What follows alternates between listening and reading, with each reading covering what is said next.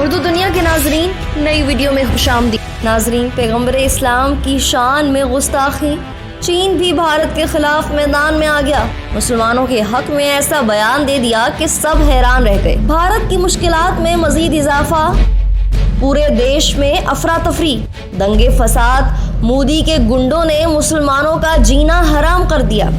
بھارت میں مسلمانوں کے گھر مسمار، یوگی آدتیہ ناتھ نے مسلمانوں سے نفرت کی حد پار کر دی۔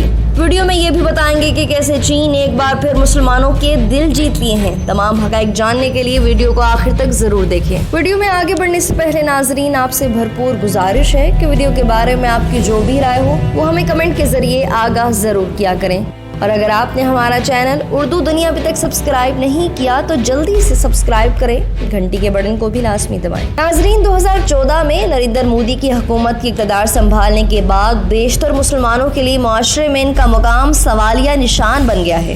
ایک طاقتور ہندو قوم پرست گروپ کی جڑیں مضبوط ہو رہی ہیں جو ان کی پارٹی سے منسلک ہیں۔ رواں ماہ کے آغاز میں بھارتی وزیر اعظم نریندر مودی کی پارٹی کے 2 اراکین کی جانب سے گستاخانہ بیان کے بعد مسلمانوں میں غم و غصہ پھیل گیا ہے۔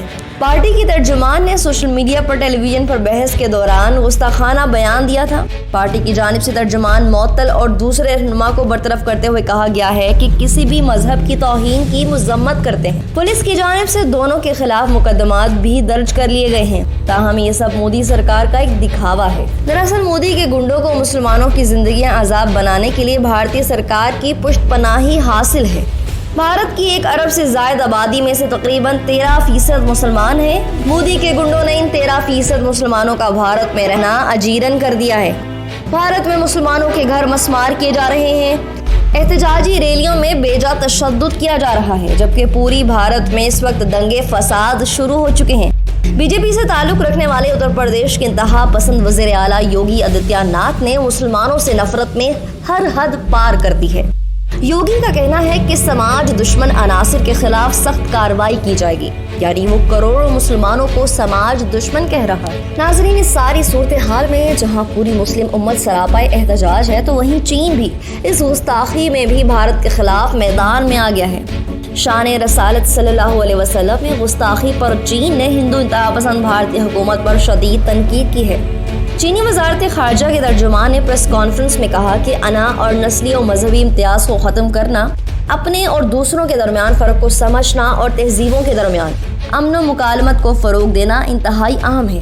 ترجمان چینی وزارت خارجہ نے مزید کہا کہ پیغمبر اسلام صلی اللہ علیہ وسلم کے بارے میں نازیبا بیانات کی وجہ سے نریندر مودی کی حکومت نے بھارت میں جو صورتحال پیدا کی ہے، امید ہے اس میں جلد بہتری آ جائے گی۔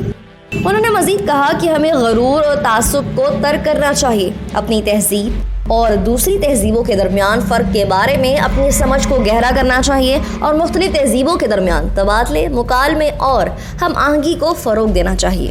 نئے آنے والے ناظرین سے ایک بار پھر گزارش ہے، ہمارے چینل کو سبسکرائب کریں اور گھنٹی کے بٹن کو کلک ضرور کریں۔ ویڈیو پسند آنے پر فیس بک اور واٹس ایپ گروپس میں بھی شیئر کر دیں۔